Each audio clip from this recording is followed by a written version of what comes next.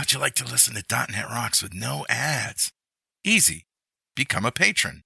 For just $5 a month, you get access to a private RSS feed where all the shows have no ads. $20 a month will get you that and a special .NET Rocks patron mug. Sign up now at patreon.netrocks.com. Hey, Carl and Richard here. As you may have heard, NDC is back, offering their incredible in-person conferences around the world. NDC Porto is happening October 16th through the 20th. Go to ndcporto.com to register. And check out the full lineup of conferences at ndcconferences.com.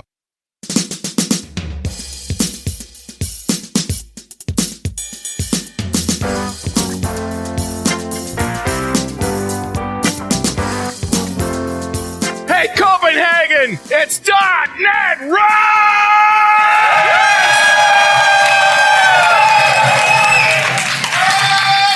Holy crap! Yeah. Must be 40,000 people in this room. Yeah.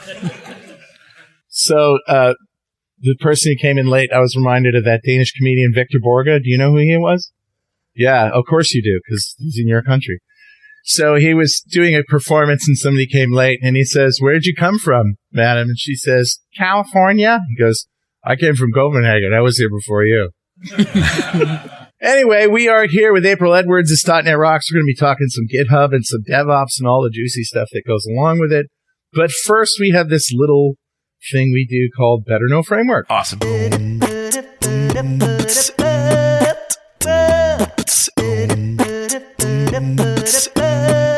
All right, buddy, what do you got? So, everybody's familiar with ChatGPT, right? Pretty sure. Of course. Pretty and sure. have you guys messed with it? Don't raise your hand because it's a radio show. Give me a round of applause if you mess with GPT. There you go. All right. Now, clap again if you've seen pseudolang. What's a pseudolang? Oh, this is so cool. I get to show you something good and new. So pseudolang is sort of a spec of a language that you can use to create prompts to ChatGPT that's more like a programming language. So pseudocode, obviously, for expressing ideas. Pseudolang is like a language. And when you use this to express ideas in prompts to ChatGPT, it understands it better than if you were to type the English equivalent, right? Because let's face it, as programmers, we can be very expressive with code. And so you can use that same idea. And basically, this guy created pseudolang as a spec by talking with ChatGPT and trying different things and seeing what worked best. And so it's not really a formal spec, but there is a GitHub repo that talks about how to create prompts with this pseudolang. And it's very, very powerful. And I've been using it with Brian McKay on the AI Bot Show, which is a new YouTube show that I do. And it's just amazing. Just amazing. So one of the quotes from this guy, from this article that I'll link to, he says, LLMs were already extremely useful in 2022. A study, GitHub, found that Copilot shaved 55% of the time off a project task assigned to 95 people, 45 using Copilot and the rest without. In other words, even before LLM pseudocode languages like pseudolang, LLMs are already making a huge impact on developer productivity. And we all know that. But this guy, instead of trying to invent his own language from jargon from scratch, he fed some specs into GPT-4. Like, your task is to invent a pseudo language for prompting GPT-4. It should be obvious enough that the GPT does not need the language specification to interpret the language. Please share the specification and supply justifications for the features you include. To which GPT-4 responded, pseudolang specifications for GPT-4 prompting. Pseudolang is a simple and intuitive pseudo-language designed specifically for prompting GPT-4. The goal is to provide an easily understandable and interpretable structure that can be used to communicate with the GPT-4 AI model. So, in other words, you can do a lot with just using the JSON format to structure ideas and prompts when you're creating a prompt for GPT-4. But if you use pseudolang, and I'm going to create a link for it on the page, you can take that to a whole nother level of specificity. Specificity is the word. That's a good word. Specificity. So anyway, it's very cool, and you should check it out at 1865, which is the show number, .pwop.me, or just Google Bing sudolang, and it's SUDO. See what they did there? Oh, this is some in stuff. Sudolang. Yeah. Just, look at that and check it out. And it's very cool, and I'm glad I got to show it to you. Awesome. Yeah. So who's talking to us today? Richard Grabbed Campbell? a comment off of show 1790, the one we did back in April of 2022 with Chris Klug when we were comparing different infrastructure as code solutions. Yeah. So that was Terraform, Bicep, Pulumi. Like we sort of got around the spectrum on that particular one. And this comment comes from Devin Goebel, who says, my hot take on DevOps is that too many practitioners start off with rigid preconceived notions of what they want to do. This is normal since our decision-making is always going to be shaped by our scars. Oh, yeah. Old pain. Yeah. However, it helps to approach DevOps technology as any technology with an open mind. Start by looking at whether or not the out-of-the-box functionality is sufficient, and if not, why. Are the scars running the show? I think so. Pretty sure.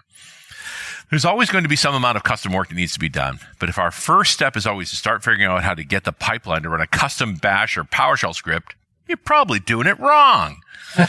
You aren't that special. Oh, that's great. If the canned features can get you most, if not all the way there, you should start with those. They almost always are going to provide decent error handling, logging, and parameter checking, especially if they're first-party offerings. Keep in mind that there are going to be differences between greenfield and lift and shift that might still require some extra work. I like to think about it like any cloud project. If step one is to create an Azure VM and install a SQL Server, you're probably doing something wrong. Yeah. So true. Yeah, I mean, you can't argue with the fact that you should really take advantage of the tool. Like, I've talked to folks who've done customizations for SAP that at the end of it go, that was a mistake. Yeah. It would have been easier to change our workflows to fit what SAP did than to make SAP do what we wanted it to do. And many other examples of technology before that. Sure. That were just, Why are you reinventing the pipeline? There's a bunch of good tools out there that'll help you. Just follow what they can do. You remember Rational Rows? Absolutely. That comes to mind for some reason. I'm not sure why. I don't know why. I don't know why you're thinking about that. That is old pain, no question. So, Devin, thank you so much for your comment, and a copy of Music to Code By is on its way to you. And if you'd like a copy of Music to Code By, write a comment on the website at .netrocks.com or on the Facebooks. We publish every show there. And if you comment there and I read it on the show, we'll send you a copy of Music to Code By. And, you can follow us on Twitter or X or whatever the frick they're calling it these days. But But we're having fun on Mastodon right now, and I just got on Blue Sky, but there's so many of them that if you just go to carlfranklin.com, you can find all my social media, and he's at Rich Campbell everywhere. Pretty much everywhere, yeah. Pretty much everywhere. Yeah, Rich Campbell at mastodon.social, and more Rich Campbells. So send us a toot or a tweet or whatever you like, or Facebook message.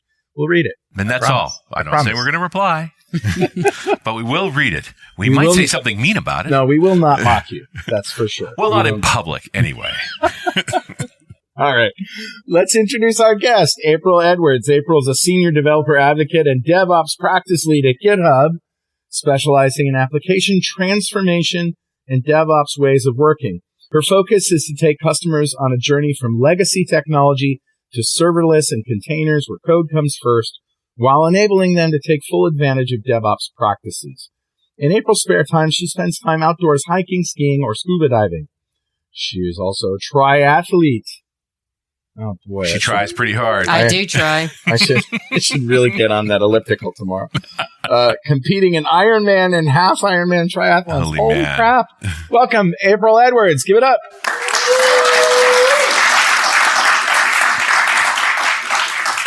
GitHub, I've heard of that. Yeah, it's a small name. Yeah, that's the thing. A few people have heard of it. Some of the time. But is it a fairly new role for you? Yeah, 6 months in. And what were you doing before that? I was at Microsoft. I was a cloud advocate, cloud developer advocate. Before that, I was in engineering. I was technical pre-sales. I've kind of done a lot at Microsoft, but made the shift over to GitHub. Very cool. So you went from caring about Azure to caring about GitHub, because the two don't get along, right? Oh, they do. Oh, now they do. She's a villain. Now, I'm just lobbing the balls out today.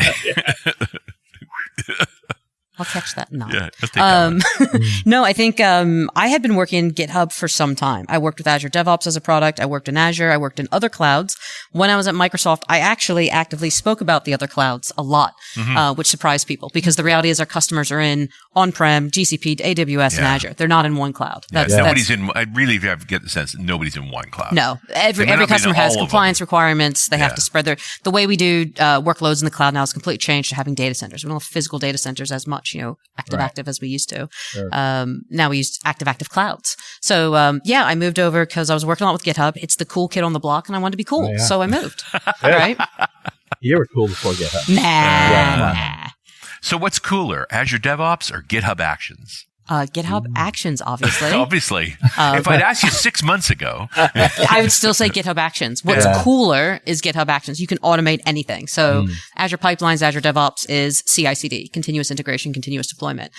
GitHub Actions, you can automate whatever you want. You can automate your PowerShell scripts, your Bash scripts, your SAP deployments. I don't want to get near those, but you can. I'm just not going to be the one to tell you how to do SAP deployments, but you can deploy stuff, but you can automate anything from within your repository, in your environments with a GitHub action. So would you say that in GitHub users are a little more, I don't want to make enemies here.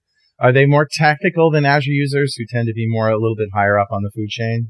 Ooh. What's the story there? I would say everyone is equal. Yeah. That's a very, very, correct. Everybody's equal. Everybody's equal. I think we love everyone at GitHub. We use the word developer, which we're trying to figure out what do we call people? Right. Right. I believe everyone is a developer, whether you work in ops, you're a programmer, everyone's a developer. This has been the conversation on Run As. It's like we're all writing code. But I kind of tend to think, and correct me if I'm wrong here, and maybe you guys can chime in.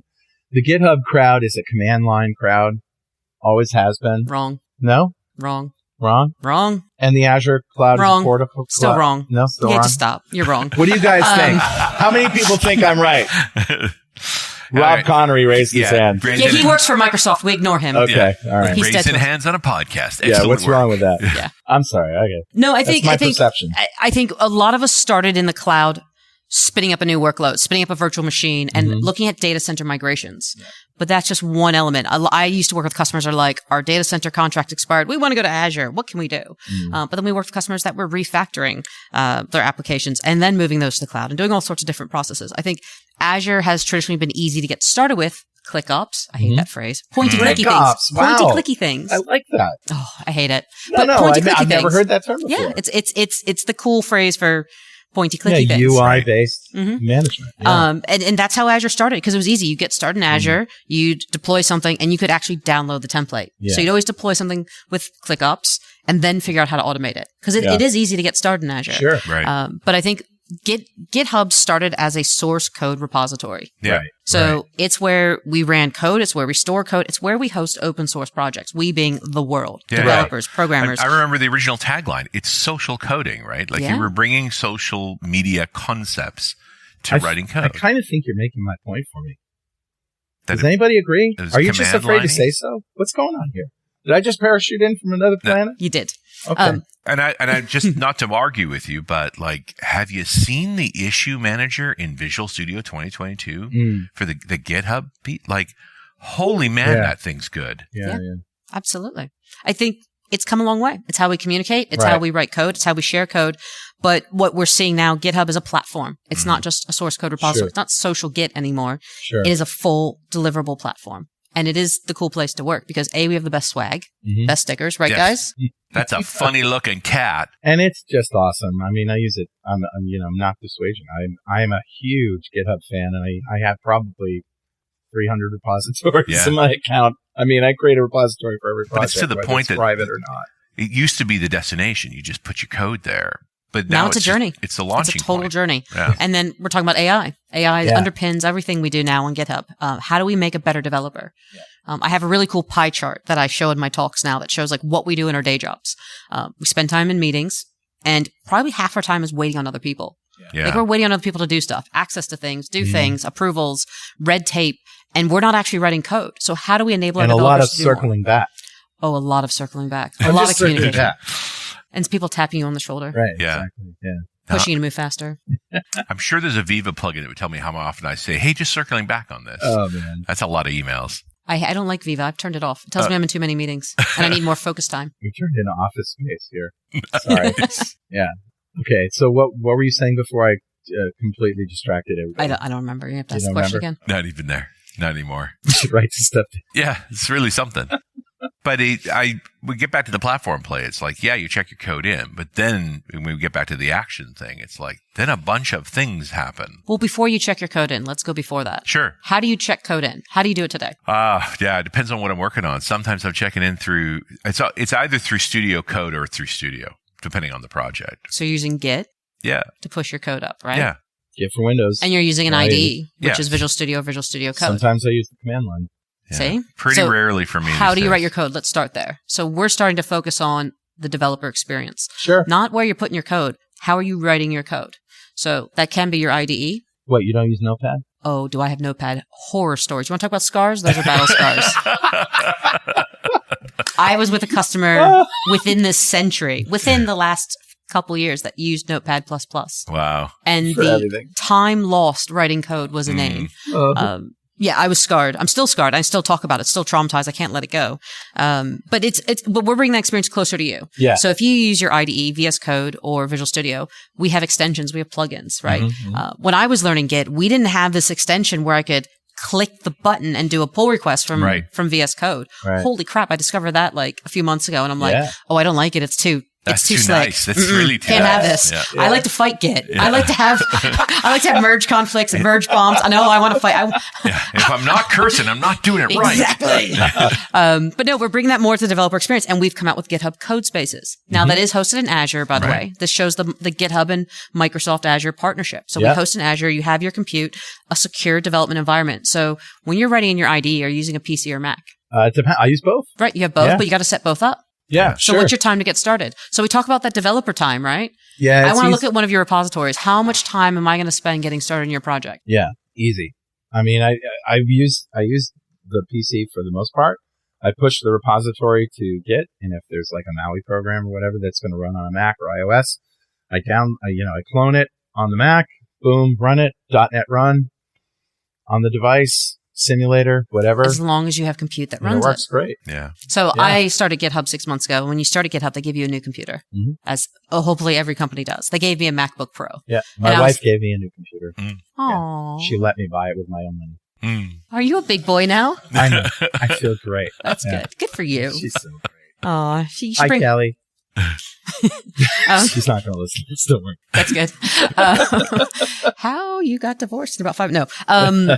So anyways, GitHub bought me a MacBook Pro and I do a lot of cloud native development. I remember getting my new MacBook Pro, opening up and going, I've worked on Macs. It's been more than probably 10, 12 years that I've worked on a Mac as my daily driver. And I'm like, I'm going to do this. I'm going to spend a week and do this. And just even with cloud native development, the things I had to get set up on my Mac, I got too frustrated, went back to my PC. Interesting. Yes, because it's easier for me. Isn't that ironic? Because the Mac used to be like the droppy, clicky, click-offs thing, right? It used to be, you talk to a Mac user and they're like, what's a file? They don't know what a file is because they just dragging stuff around. So in 2012. And now if you're going to do anything in a Mac, you got to use a command line terminal. Yeah, but in 2012 was the last time I owned a Mac personally or used it for work or personal. Nothing has changed in that Mac in 11 years. Nothing. Whereas my Surface has a touch screen. It has all sorts of cool features. I can do multiple screens on my Windows. And because I have my 4K monitors at home, I can do all my like tiles in Windows 11. And it is amazing. And Get a new love blue it. screen of death every Tuesday. It's great. I don't get one every Tuesday now. I get it like once a month for the record. I'm on the dev build still at Microsoft and I get one about once a month. I'm sorry. I didn't mean to disparage. And not to complicate the whole topic here, because when we were going to publish a few weeks from now, but literally yesterday announced they're shutting down Visual Studio for Mac. Yeah. Really? I missed that. I was here at the conference enjoying myself too much. Yeah, Visual Studio Code is basically on the Mac is the thing. Yeah. Well, they're going to push code spaces. Probably. Yeah, and the .NET Dev Kit, I mean, there's solutions, but it is, sometimes it's just too many solutions, I guess. I think that's the overwhelmingly amount of solutions. Yeah, that's the usual problem, right? Yes. It's like you almost have paralysis because there's too many choices. Yes. But that's the answer to everything in tech. When someone asks you what solution, you say, it depends. Yeah, nice. So let's take a little poll. How many people use Git at the command line and clap? Wow. I'd say that's a third of the room. And how many people would rather use it in Visual Studio Code? Clap. That's fewer. Significantly fewer. Yeah. Absolutely. Yeah. And the rest of them are just happy to be here. It's Well, like, no, I thought there was beer. I'm with you, the command line people, because the thing is that the command line, once you know what those commands are, it's reliable. I love Visual Studio, but there are times when I do something in Visual Studio, it goes, I don't know. It's hard. It's hard to be easy. It's hard. You have no control. Right. You don't have any control. It's like driving a manual car versus an automatic. Right. It's an automatic transmission. Not that any of us can write a rebase command out of our heads. Like, we do have to go look Yeah, it up. we have to look. I have a cheat sheet. at home. Yeah. Because I just go, I've done this. Where is it? Because I have a goldfish memory. Nice. I will fully admit it. What does that mean? I've never had a goldfish. What does that mean? It just has like every 15 seconds. It's always been proposed that goldfish don't have that good of a memory. Is it like Dory from Finding Nemo? Yeah, pretty much. Yeah. I like life moves on. I fixed a problem. I moved on. I'm on another project, and I forget how I solved that thing. So I write it down. I write a blog. That's how I remember. So I'm a Blazor developer. Well, not only a Blazor, but I do a lot of Blazor, and sometimes it will just hang when you go to run it, and it will tell you there's an error, but it won't tell you what it is. .NET Build at the command line, you always see what the problem is. You can always see. If Visual Studio hasn't caught up to it, that's their problem. But .NET Build will always tell you what the error is. Anything that produces an error log file is my friend. Yes. Yeah. Every time. So I'm a big fan of the command line. So awesome. Well done, you. What world are we in? How I did don't this know. happen? How did this happen? It's come full I used circle. to be a VB developer, for Christ's sake. I was Mr. Draggy. I learned VB many years ago, and I don't use it anymore. It's one of those like languages we learned in school or I had to use for something. Never touched it again. They're just distant memories that are far fonder than reality. Unless you work with Excel. Yeah, I guess a VBA is still sitting at VBA is one F12 click away to this day. My goodness gracious. How many Access programmers are there? No, I'm sorry. No. But you're right, though. We have come a long way. Yeah. Well, we've come full circle. Yeah, it really is circled around. I started with a command line. DOS. Anybody remember that? I started with DOS. Yeah. And TRS-80, TRIS-DOS before that. And got into the UI, and then now I'm back to the command line, pretty much. It's come full circle. It's certainly more repeatable for what it's worth. But it still begs the question, like, how do we split all this work up? Like, it's all GitHub things all the time. What isn't it good at? There's some holes. We'll admit it. We're still growing, right? Sure. We're in like our almost like our angsty teenage years, I would say. Like, we have massively grown. We're trying to fit into our clothes, but we're taking the enterprise feedback from our customers. Yeah. So so often you make a squeaky noise and call it a voice. I think we have a pretty loud voice at this point. We're looking for enterprise feedback. We look for feedback from the community. We want that feedback. That seems to be the area of growth, is trying to figure out how to be better enterprise vendors. Yes. Yeah. Absolutely. And that's so this is fun. When I started at GitHub, my actual job title was Senior Enterprise Advocate, and our focus was enterprise customers. Right. That was our target space. Yeah. We got reorged as any good Microsoft entity does. And we're not really Microsoft, but it's like we've embraced that culture of reorging. Wholly owned subsidiary. Yeah, but it's cool. You know, I love a good reorg, and I have a new management chain, and it was for the better. Great folks. Some of them are sitting here today, which I'm very happy to be working with. And now we're cloud developer advocates.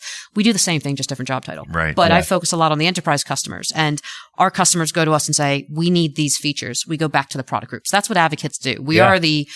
We're the in-between, we're the gopher between the product group and you, the community, you, the enterprise. Right. So how do we make it more enterprise ready? We need that feedback. So we get to see what's coming down the pipeline from the engineering teams. Those are things I can't tell you about, but I can tell you, like, what do you need to see? And I can be like, yeah, it will be on a roadmap. Yeah, we're aware of it. We can have those conversations, those NDA conversations, but we need to be more enterprise ready. And that's what we're trying to do. We're trying to be adults. Yeah. Yeah. And I mean, I'm the guy who often puts the enterprise hat on, because it's like, I would really like to know the bill of materials from the open source perspective of all of the projects in my enterprise, because that's actually a fairly tough thing to figure out right now. Who knows how many projects you have? Hey, I acquired a couple of companies along his way, so it's not all sitting in one set of repositories either, but having that overview to say, hey, I've been reading news about Log4j. Just how many projects are using that right now? God. You folks are in a place to tell me a lot about what my developers are actually working on. S-bombs. Yeah. Anybody use S-bombs? Yeah. Bill of materials. Wow. Okay, you need to Google that tomorrow. Yeah. S-B-O-M, software bill of materials. It's a list of all the dependencies and their dependencies that you are using in your project, so that when a Log4j comes out, some news about, you can tell, okay, what are we depending on? Is Log4j in that tree anywhere?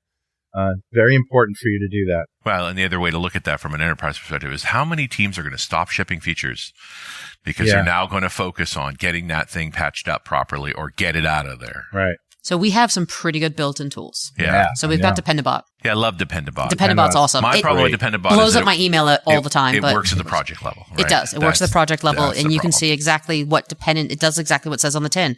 It shows you the dependencies you have in your project, opens up an issue, and you can determine, is this a false positive? And then you can put it in as something you need to address in your project or not. Is it high priority, medium priority, low priority? And then, as a developer, I'm going, do I need to be aware of these things? I don't know. Are they important to us? Because trying to manage all these open source packages, all the dependencies we're consuming, I haven't a clue. So you think of especially organizations with turnover or organizations that are growing with new people and junior devs, senior devs, and they're going, how do we handle all this? And especially because there may be a project that you've taken a dependency on that's fine at the outset, but then they get sold to some other company, and that company decides to make that malware. And that just happened. Or if you're HashiCorp and change your open source licensing model and piss off everyone in the community, that's a whole other story. Do that. Nobody would do that. No one would do that at all. Crazy talk. Yeah. Oops.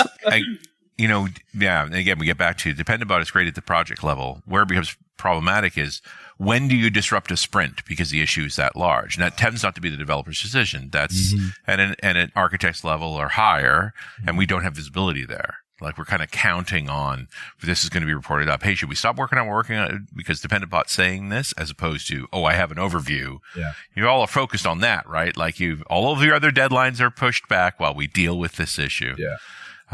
But when I think about an enterprise type features, like that's a good one. Yeah, absolutely. That would make a huge difference for folks. Noted. Yeah. We'll see that back. We're coming in with more dashboards, more visibility across multiple repositories, multiple projects. Yeah. That is coming. That's a good one. That is absolutely coming. And I'm going to interrupt for one moment for this very important message. Or 2, or 9. And we're back. It's .NET Rocks. I'm Richard Campbell. That's Carl Franklin. Yo. Here with our friend April Edwards. Hola. And we're at the Copenhagen Developers Festival in front of an enthusiastic throng of viewers. And good beer. April's going to explain how she's going to solve the crisis in open source with GitHub tooling. Yes. Solve? And go. Well, that's why they invented beer. There you go. Beer is Have the another answer. Sip. I beer's all of the answers, without a doubt. Yes. I mean, without a doubt, open source is thriving. It is massive. I think the stat I saw the other day was 90% of organizations consume open source in their applications. Now, if only they'd all contribute. Yeah. Well, so this is tough. How many of you in the audience contribute to open source? Clap. Yeah, like 10%. 10%. Yeah. It's scary. So I'm going to be honest. So I stand on stage, I do live demos, and people are watching me code. That is the scariest thing for all of us when people see how vulnerable we are because we're not good at something. We're not as good as the person next to us. I'm okay saying I am a crap developer or I'm good at certain things, but I don't do this every day. I spend most of my time in meetings. Yeah. So my skills are rusty, right? And I'm sitting here talking to you all about stuff, but we all have different strengths and weaknesses. And sometimes we just have bad days. We have bad moments, but it's scary to put yourself out there into the open source community. And it's something we probably don't encourage enough is to say, look, pick a project you love, pick a passion, start small. Like Rome was not built in a day. We do the same thing with DevOps. Pick something small. Pick a small issue that you need to fix in your organization or pick something small in an open source project. Ask questions. And if that community in that open source project is not inclusive and inviting, screw them. Move on. Yeah. Move on. Just don't waste your time. But it's the same thing in life. If you have friends that are not nice to you and inclusive, get off that playground, go find another one. I mean, we learned this in kindergarten. So it's being an adult. A, it's okay to be wrong. B, it's okay to put yourself out there. And C, use it as a learning experience. We don't do enough of that. And it's scary. Like, I don't want people to see, like, my really bad, hold on. I do that all the time. I put my code up on stage and on videos. Like, see it. But this is why I use the tools like Copilot to help fix my code. I use rubber ducks. I got rubber ducks all over the world. I have rubber ducks per time zone. So when I'm traveling, I'm like, which rubber duck is going to be awake? jet lagged, but your duck isn't. Exactly. I'm going to be jet lagged and exhausted, but my rubber duck's going to be awake and they're going to help me fix my problem. Kelly, my wife, is my rubber duck. Nice. She's great at going, wow. Wow. Yeah, it's awesome. I literally just need someone to talk to. Yeah. Right. And I've tried the wall. I've tried an actual duck. I just need to look at someone. Flack. I just want someone to talk to. That's it. I just need someone to go, yeah, you're off base, or actually, no, you're on the right track, or I don't have a clue, and I just need to talk it out to myself. How many times have I been writing something to Stack Overflow, and by the time I finished writing it out in a way that won't immediately get crucified, I've actually already figured the problem Figured it out. I don't use Stack Overflow anymore. I use GitHub Copilot There Chat. you go. Oh, And actually, look at you. Bing, the Bing Enterprise Chat, phenomenal. Yeah. It's written on some show titles, some descriptions for me recently. It's answered my questions. My new rubber duck. Wow. My rubber duck. My real life rubber ducks are upset. And it's certainly more accepting than the moderators with Stack Overflow. Yeah. Oh God. Yeah. Yes. I Just mean, search. Don't ask. yeah. Bing Chat Enterprise will not judge you. Yes. It is fantastic because it can't have feelings. It can't have Closed emotions. duplicate. You don't get that on Bing Chat. So I want to give a shout out to Jonathan Gallagher. Mhm. Speaking of contributing to open source projects, which I consider .NET Rocks an open source project. Sure. Right? We do this with our own whatever. Became the first $100 patron Oh, on nice. Patreon. Patreon.netrocks.com. Jonathan Gallagher. Let's give him a round of applause. Because that's the other contribution possibility, too, is Yeah. that companies actually contribute some funding. So to do you some of know these who the projects. largest contributor is to open source in the world? And you mean contributor financially Oh, God, or don't say Elon with Musk. check-ins? All of the above. Who's one of the largest I would contributors? presume Microsoft. Absolutely. Yeah. So when I speak to these very Linux focused, very dev heavy, Microsoft's useless. Yeah, hi, we're one of your biggest contributors Yeah. to the CNCF open source project. So we have, well, I say we, sorry, I don't work for Microsoft anymore. Microsoft has 4 different contribution models that they do. So one might be financial, one might be backing a project, one might be adding resources to a project or bringing a project in-house and developing it. So really good examples in the cloud native space. So how do you like me now? Microsoft's doing a lot of good in the world, right? Yeah. I mean, they're not the Microsoft days of old. They're the kinder, gentler tech giant. But anyways, and when Microsoft acquired GitHub, they did that to be closer to the open source community and the developer community. They were also a massive consumer of GitHub at the time, right? Absolutely. It's like GitHub was incredibly important to the organization at the point at which the acquisition went through. I think they were the single largest entity working on I think we can, contributing to it. to some extent, thank Scott Guthrie and Phil Hack for that. Can't we? Yeah, sure. Yeah. There was a Phil lot of Hack there were a lot and of Rob forces. Connery. Yeah. Who's here tonight? He's like, what am I, chopped liver? You had everything to do with Come that. on, Rob. Yeah. Yeah. Well, they were certainly in all the places, but it takes a lot of moving parts to make those sorts of things happen. Absolutely. And I remember when it went down and it leaked on a Friday that it was going to be announced on a Monday, and you had a few people screaming, "The sky is falling! I'm running to GitLab," and folks going, GitLab runs on Azure, right? Yeah. But there's also this question of like, who else would you rather have acquire them? Yeah. Yes. I think at the time I was a Microsoft FTE and I was like, okay, this is interesting. This is cool. Now, being on the other side of the fence as a GitHub employee, there are people at GitHub that are just like, we operate very independently. And I want to be very clear about that. Like I am paid by GitHub, not by Microsoft. We work together on stuff. We integrate our products, but we are so separate. And we have people at GitHub that are like, we want nothing to do with Microsoft still. And I'm like, yeah, but they kind of give us money to do things. Yeah. Kind of They're funding the platform to be amazing.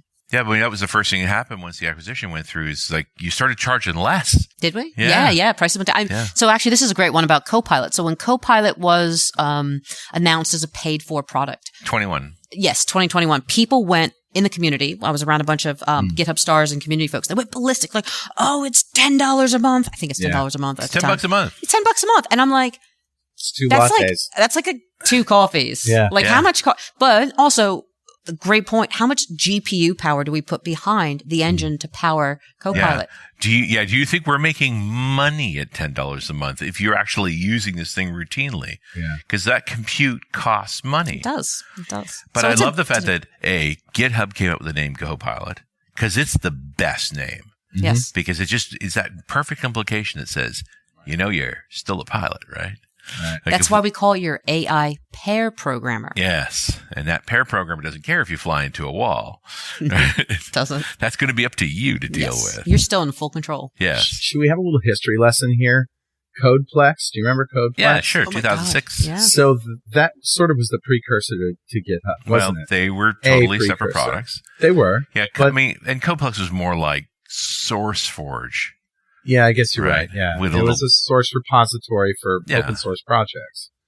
But what was Microsoft helping them out at the time too? pass. I don't know. Sorry. Yeah, Microsoft created CodePlex. Did they? Yeah. I don't remember. Yeah, and part of the reason for that was that they weren't particularly welcome anywhere else, and that they did. That was very much Guthrie, who was on the mindset of, I have to get out of this 18 to 24 month cadence of shipping Studio. Right. Yes. And so, I mean, first thing up there was the Ajax toolkit. Right, which didn't really have a home, and they didn't want to wait another year to put it out there. So let's put it there, and then look at things like MVC. Yeah, MVC iterated up there. Why did Microsoft end up using jQuery in 2010? Because when they started talking about doing a DOM tree navigator for MVC and writing their own, the community went, "Are you crazy? There's jQuery. That's all we're using. Like, don't write one." And ultimately, Silverlight. Yep. Silverlight, and just gone. And that's when I remember we Roslyn. did a seminal .NET Rocks episode in Tennessee. Yes. Called Has Software Development Gotten Too Complex? And this was around the point right before NuGet was created. Yeah, which is 2011. Yeah, so I think we did that show in like 2009. Yeah. So we'd had a couple of years of them just putting code in places. Blog posts. Yeah, right? Get the latest Silverlight on Scott Guthrie's blog, but there was no date on it. So how do you know it's really the latest? Yeah. It was infuriating. It was that frustration. It's like you'd built it out with this particular set of tools, and you're trying to get somebody else to be able to work on it, and just trying to find all the right versions of stuff. Like it just become impossible. And of course, it was Phil Hack who got the NuGet project. Yeah. To actually have a package manager on that side of the question. History lesson, full circle. Phil Hack and Rob were instrumental. He did everything. Yeah. Getting GitHub. The only reason we're all still alive today. Well, okay. But you guys were the open source warlords. You know, you guys made it possible for Microsoft to. They were Scott Guthrie's Ninja Army. Ninja Army. Yeah, that's what I meant to say. But you guys brought the attention of open source to Microsoft through your actions and through your AltaNet. Yeah. And did I say that out loud? I'm really sorry. I take that back. What did you call them? The what mafia? The N-Hibernate Mafia. N-Hibernate Mafia. Yeah. I call them the N-Hibernate Mafia. That weekend, they got a better name. It was tough love, but man, everybody's so much better for it. Well, they weren't wrong. No, they weren't. They were just arrogant. We could argue about their methodology. That's a polite way to say it. But you have to be confident to do that. Oh, yeah. Yeah. They weren't. Well, confidence and arrogance they're close. Are closely related. Yeah, they're cousins. No, it was the moral arguments that got on your nerves. Oh, yeah. Like you're a bad person for not using open source. Yeah, that was annoying. Yeah. Yeah. But there's still people out there today that you're like, if you're not using open source, you're not cool.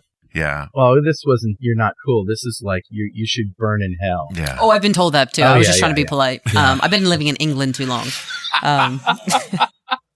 I've been brought up on British manners now. Oh, lovely. No. But in the meantime, like open source has permeated everything. We got there. And even Microsoft stopped making everything itself and supporting projects that took care of that problem. jQuery being one of the originals. Like when jQuery showed up in Studio 2010, we're like, what? Baking powder? Yeah. Right. Really? Did you just put an open source project into your commercial product that you're going to provide tech support for? Mm-hmm. Oh, yeah. Crazy times. But now they've open sourced everything on GitHub. Every product group has an open source, not every product, almost all products have an open source repo on GitHub. Yeah. Everything on Azure, there's a whole Azure repos for stuff that isn't specified. But yeah, you can get to pretty much But not Azure's plumbing, right? Like there's definitely tooling that's open source. The tooling is open source. The products, the resources. Yeah. When I tell these stories about open source at Microsoft, it's like, don't think they aren't still filing patents. It's just for only certain classes of code. Yes. The stuff you're not going to find on GitHub. Someone was very upset with me recently. They're like, why hasn't GitHub open sourced X for GitHub? And I said, because there's security reasons why we can't do that. Yeah. There are legit security reasons why we can't open source everything at GitHub. Right. But I think you're making a case for not every piece of code should be open source. Absolutely. How strange. Yeah, weird. Yeah. I mean, we deal with security compliance all the time. I mean, if you're a consumer and you're going, my data is exposed or there's been an issue because we've exposed something, how does that make you feel? You're not going to trust the platform. Yeah. And I don't think that's the only reason that you keep something closed source. No. Like, certainly security is part of it, but there is a concept of proprietary secrets and what is the secret sauce of this organization? And those are assets that are worth protecting. Yes. Hey, does anybody in the audience have a question for April? It'd be a shame for the last 20 minutes if you had a question that we couldn't answer. Anybody have anything you want to contribute to the conversation? Anyone? Yeah. Throw your hand up if you have something going on, but or just blurt it out. Yeah. And we'll. Are there any new and exciting features waiting for GitHub? There are lots of amazing features coming. What I'm allowed to talk about is a whole other story. What I can say is GitHub Universe is coming in November, early November, and we're going to make a load of announcements.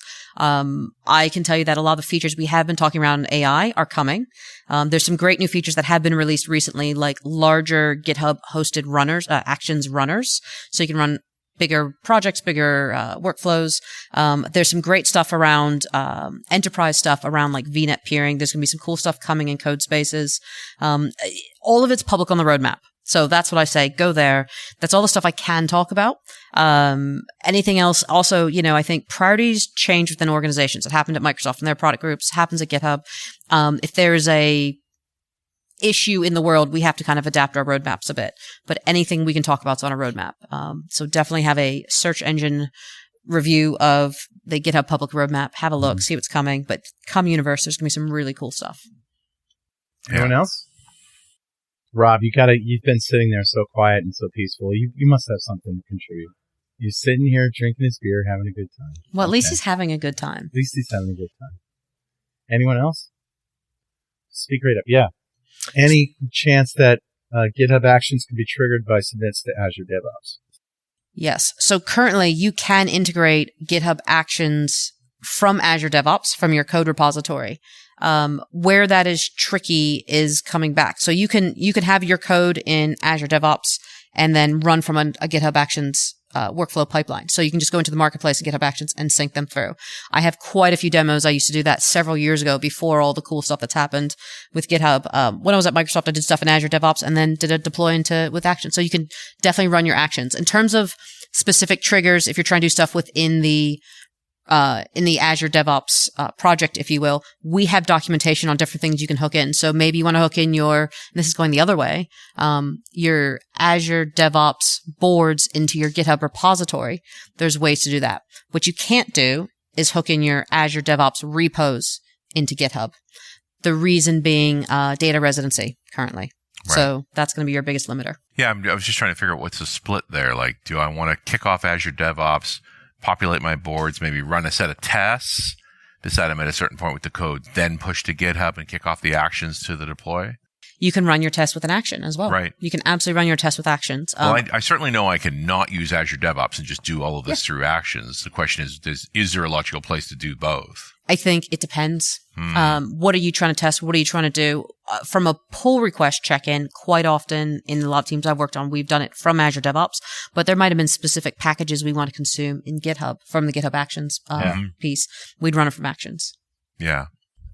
I was also thinking from a security context perspective, like being inside of Azure DevOps, you're in the tenant, like there's a few advantages there for being able to. Absolutely. So if you have some data requirements, staying within Azure DevOps is your way to go currently. Now the other argument, the flip side to this is if you have stuff in your code base that shouldn't be exposed, why is it in your code base? Yeah. So that's the flip side of it. But if there's a data residency requirement, which we have a lot of customers still have, they might have to run stuff from Azure DevOps in those pipelines and then kick off an action to I'm thinking more about in the build process or in a test suite, things like that, where I want access to the Azure tenant to do a bunch of that stuff. It's easier to do it from Azure DevOps. It is, but there is a feature coming, hint, hint, hint, around private VNets for GitHub Actions. Wow. When we might learn about such a thing. Yeah. Well, I'm actually supposed to be writing a blog about it. I don't know when the release date is. They keep moving it. Yeah. I think it's soon, or if not now. I should know, but being at a conference, I'm in like this tunnel of. Yeah, you're not. Soon, if not now. Look at watch. I should have written this blog like a couple weeks. I was supposed to do a blog. Well, we're not publishing for a few weeks, so it may well be out. It's probably out. It's probably out by now. It's fine. By now. But there's going to be a lot of stuff around private VNet connectivity to Actions and other. So giving Actions better access back into the tenant. Back into your Azure subscription. Right. Or on-prem. Because a lot of people run GitHub Enterprise Server or Azure DevOps Server. Yeah, that's a whole other can of worms. Like actually, you're not in the cloud at all. Yeah. So here's a hypothetical for you. Say I'm traveling and I'm jet lagged and I'm in a foreign country, say Denmark.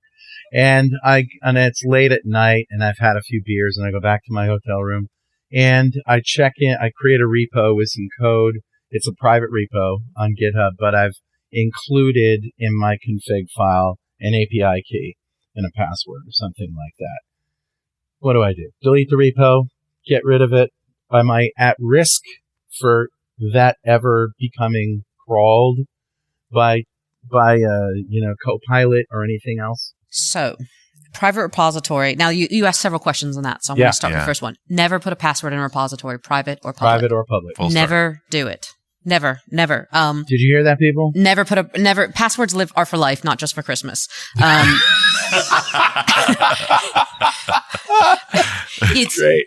I will talk about Uber till the day I die because they literally keep doing this. Yeah. Private repository, put a password in their PowerShell script recently.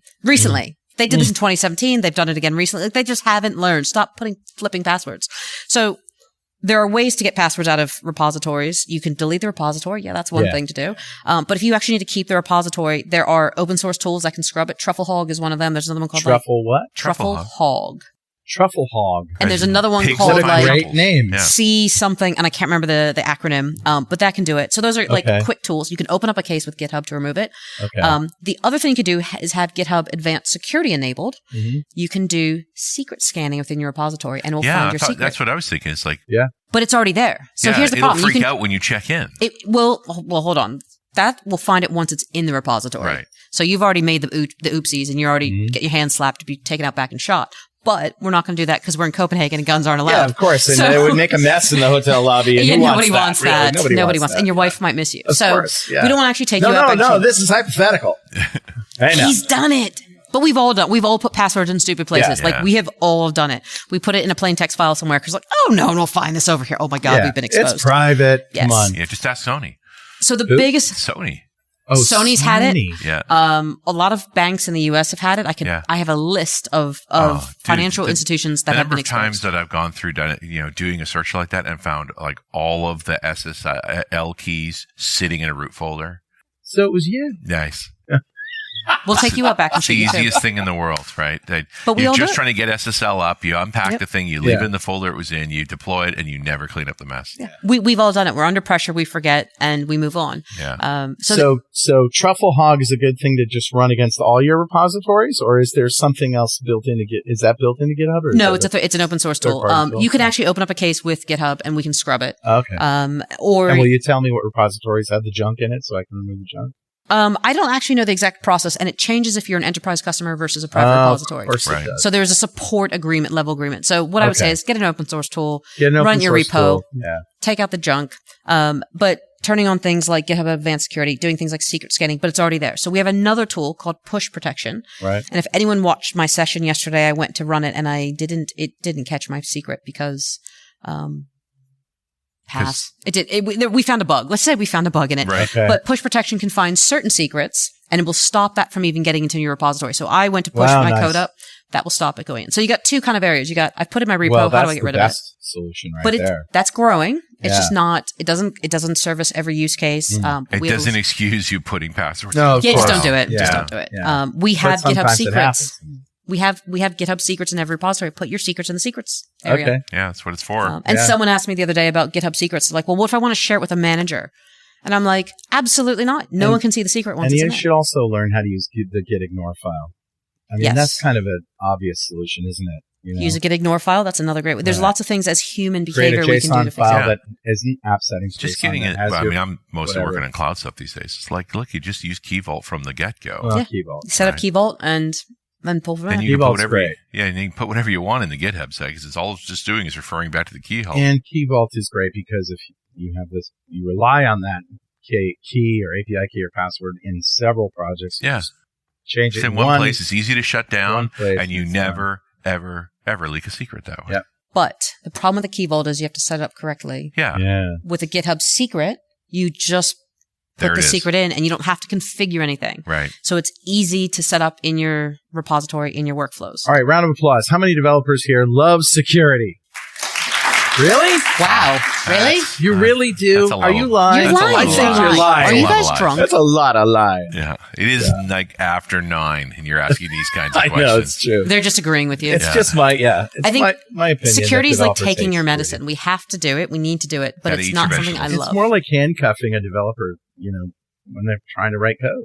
It's tough. Developers hate it, I think. I think you're lying. Oh, there's a question. Question. So to repeat the question, which is a great question, by the way, what feature that you're allowed to talk about are you most excited about that you love to tell people about, and you just can't wait to tell people all about it? You know, I don't think anything excites me that much, but hypothetically, there are two things that I love. You're a little excited, man. Two things that I love. I love code spaces because I have 3 devices in my office, and one is like for video, audio production, like you guys are doing. One's for my daily driver, and the other one's my Mac, which sits in a corner and collects dust. But I can work from 3 different machines, and I use a GitHub code space. Now, the other thing I love about a GitHub code space, it's secure. I can get the exact configuration I need. None of this faffing about with like all the packages and install. So I love code spaces. It's there. It's ready to use. We're adding features to it. But actually, at Universe, we're going to announce a lot of cool stuff around AI, around Copilot. So you mentioned Universe. What is that for those who don't know? GitHub Universe is like the equivalent of Microsoft Ignite. It's our big conference where we're going to show all the cool stuff coming out this year. Wow. It's first week of November. I want to say it's the 8th, 9th. Right. So the week before Ignite. It is the week before Ignite. So I will be in announced. San Francisco giving a talk on a very specific topic around GitHub Copilot Chat, some new features. What I can talk, and we've already announced this. So we have GitHub Copilot Chat is part of a thing we call GitHub Copilot X. It's our vision for Copilot. So it's not just, you go into Copilot and tab through all your options. Chat, I can actually talk to right now. We have voice coming, so you can talk to it. Not everyone can type, right? Yeah. A lot of us might have some accessibility requirements, so speak is really important. Or I'm just lazy and like talking to my machine, so I don't have to type it out because I can talk better than I can type. I was talking to it anyway. Yeah, pretty much. Yeah, that's true. That is true. It's my new rubber duck. Take my suggestions. Yep. I wasn't saying nice things. Yeah. Well, no, you don't have to. I'm sorry, that is physically impossible. You're a pile of, but see, this is great because it doesn't have emotion, so you can say whatever you want. So we're going to have a lot of announcements around GitHub Copilot, around docs, which will help you write better documentation, which does excite me because while all of you raise your hands for security, how many of you love writing documents and documentation for your projects? Clap. Yeah. Well, there's a couple. That's a much smaller number than before. Yeah. It's going to help with a lot of our daily stuff. We also have the ability to open up pull requests with GitHub Copilot. And that's cool because when you open up a pull request, you're just trying to push your code. You're like, gotta go, get this over the line. We don't think about someone has to read this and figure out what the heck our pull request is actually doing. And we're terrible at writing details sometimes along with documentation. And those large language models are good at writing a summary. Oh, they are. Yeah. Oh my God. I don't have to write much on my own anymore. Well, it's a good starter for 10. So I use it as a starter for 10 and then I add to it, but it gives me a starting point and it summarizes what you're doing. It will also tell you if you don't have enough code coverage and you need to write more tests for your code. But it often reminds you of changes you've forgotten about too. Yeah, I forget about because if you've made a few changes in a You've PR, been working for a couple of days on something, and stuff just fades away. And it's even better if you use pseudoline. See what I did there? Nice. Good callback. Yeah, callback. That was good. That brings us to almost to the end, but I guess I'll ask you the question, what's in your inbox? What's next for you? What's in my inbox? I don't know. It's a black hole. When you leave here, when I leave here, I'm going home for 4 days, and then I'm flying over to the U.S. to do a half Ironman. Oh, wow. Yes, those crazy triathlon things. That's so cool. It is cool. I'll let you know after I finish. Yeah. Let me get to the finish line. I am doing quite a bit of conferences, but my big things that are coming that will excite everyone is I'm doing a new show at GitHub. We're calling it 15 Minutes to Merge.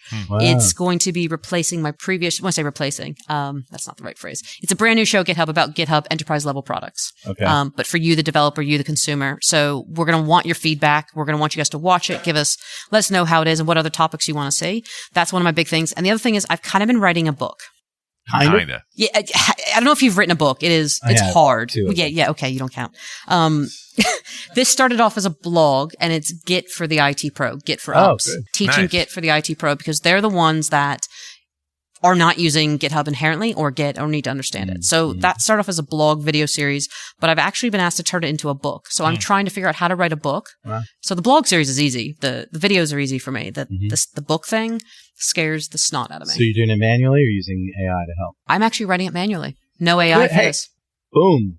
Yes. Because I want it to be me. I don't want it to be Of course. It's going to have my name on it. So that will be co-written with a very important PowerShell person. Very awesome PowerShell person. JS? No, not JS. I can think of a few books, but let's not go there. Yeah, we'll talk about it later. So yeah, I'm writing on the IT pro audience that really needs us to help them embrace it, and then a new show. We'll talk about that on Run It. I'm sure you will. Yeah, we will. Yeah. Hey, thanks for having me. Talking. This is great, and I learned so many new things tonight. Did you? All right. How about a big hand for April Edwards? We'll see you next time on .NET Rocks!